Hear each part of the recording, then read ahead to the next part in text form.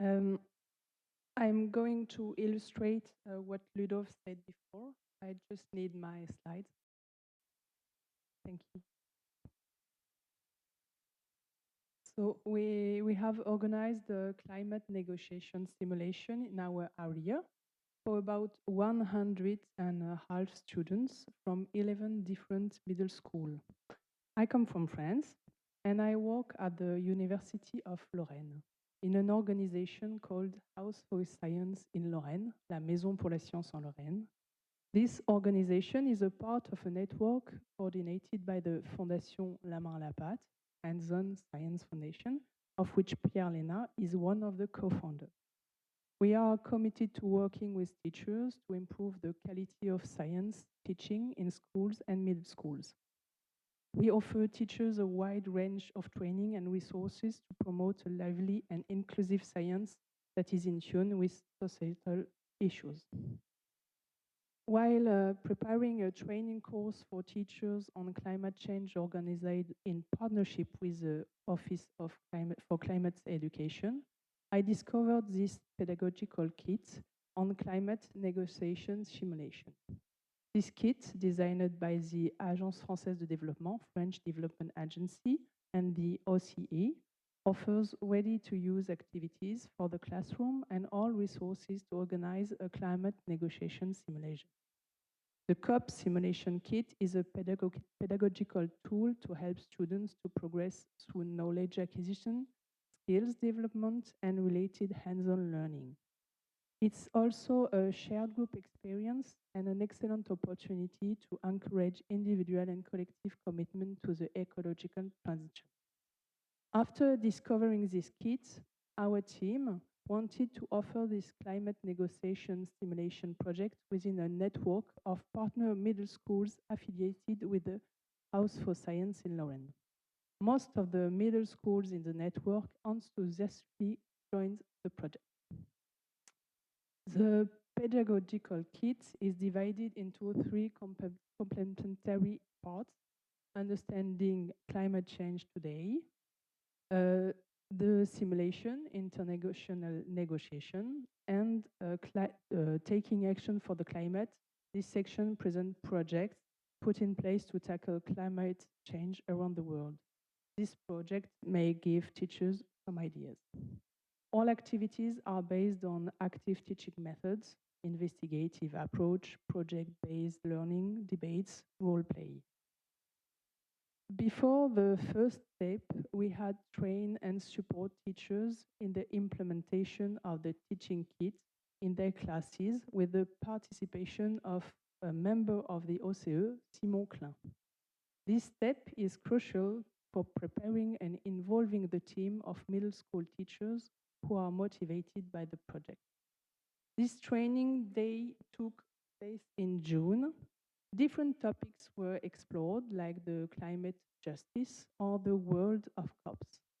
The teams in each school were made up of teachers from different disciplines: life and earth science, physics and chemistry, geography, sometimes the English teacher, but also the French teacher. The support of the school headmaster is necessary as preparing the students requires adjustment to the timetable. Offering a project that engage their students, such as the climate negotiation simulation, is a very good way to train teachers to climate change education. So the first part of the kit, understanding climate change. This part was carried out by teachers in the different middle schools over a 3-month period from September to November. So first step, preparing students. The step-by-step approach allows students to prepare for the simulation in advance, differentiating between weather and climate, understanding the greenhouse effect, discovering the world of climate negotiations. The topics can be covered in science, in geography, or French class. Once students have been informed about the climate change and the COPs, it is then time to prepare them for the negotiation simulation. In this stage, students discover the roles they will play on the day of the simulation and learn about the stakeholder profile they will represent. Roles are shared between countries and non-governmental actors, such as lobby group or members of the press. The educational kit includes actor sheets to help students prepare as effectively as possible. We selected only 10 actors out of the 18 present in the kit, one environmental lobby, one industrial lobby, and 8 different countries with varying characteristics. We divided the different parts between the middle school involved. The students worked on their roles to learn about the aims of the country they were representing. This is an example of a data sheet about a country, Haiti. Research guided by a questionnaire helps the students to identify with the chosen stakeholder. It helps also better understand their position in terms of the topics debated during the negotiation. At this stage, students have acquired basic knowledge of climate change and negotiations and can fully enter their roles as negotiators. It is time for them to write the delegation's opening speech and prepare the group's argument. These activities set the stage for successful negotiation.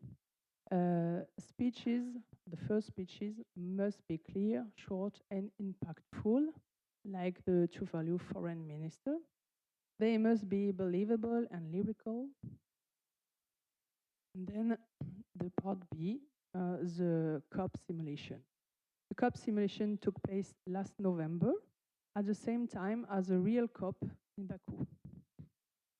We welcomed the middle school teams to prestigious locations, such as here at the Regional Water Agency.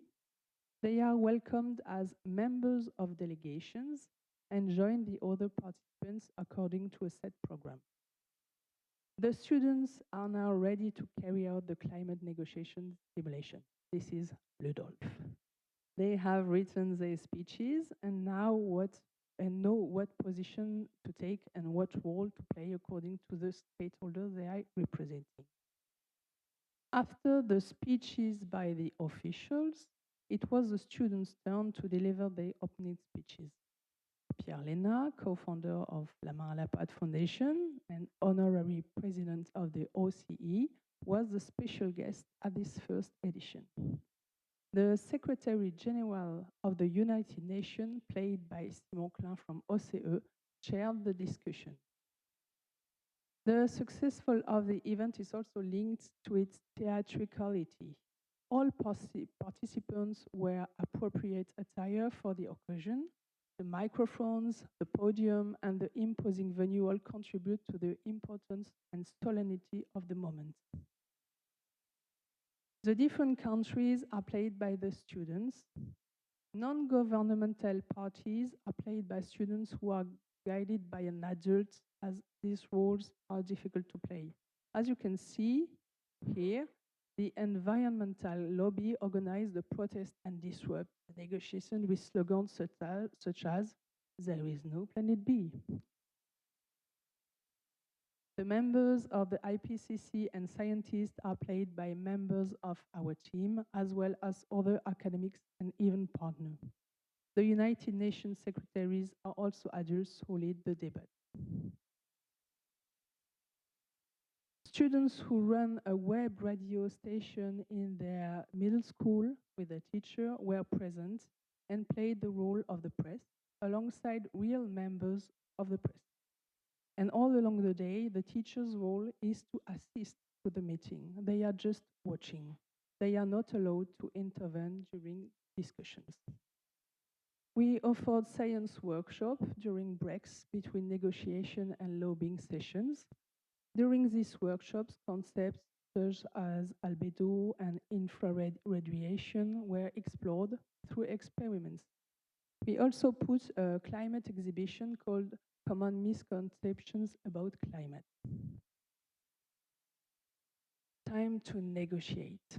The aim is to discuss the points in the negotiating text that concern mitigation or adaptation.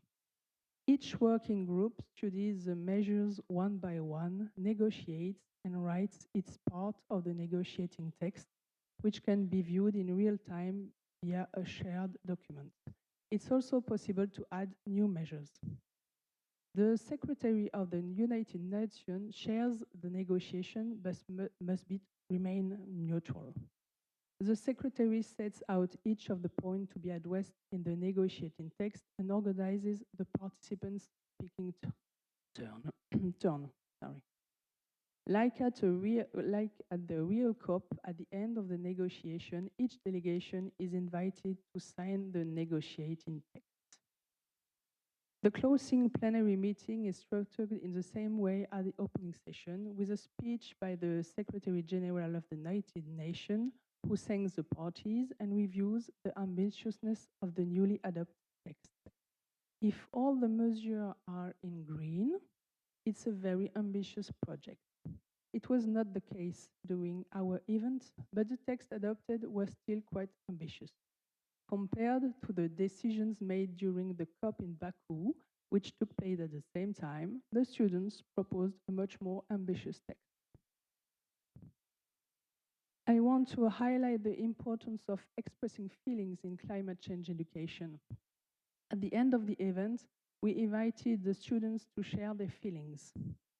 Many international studies show that eco-anxiety is increasingly affecting young people. It is crucial to overcome eco-anxiety and turn it into something positive. Taking part in action at whatever level can help reduce this eco-anxiety. Each team was given books for her school and a diploma to congratulate the students on their participation and engagement during this role-play activity. It was also an opportunity to receive a booklet containing various examples of collective and ambitious actions to be implemented by students within their local areas. We have collected all the students' ideas after the event. The idea that came up repeatedly was to offer this climate negotiation simulation to other students and other middle schools and to repeat the event every year. The students seemed to be impacted by this experience and expressed a desire to share it with as many people as possible. We added their ideas to ours in our booklet containing collective climate action. The booklet presents various examples.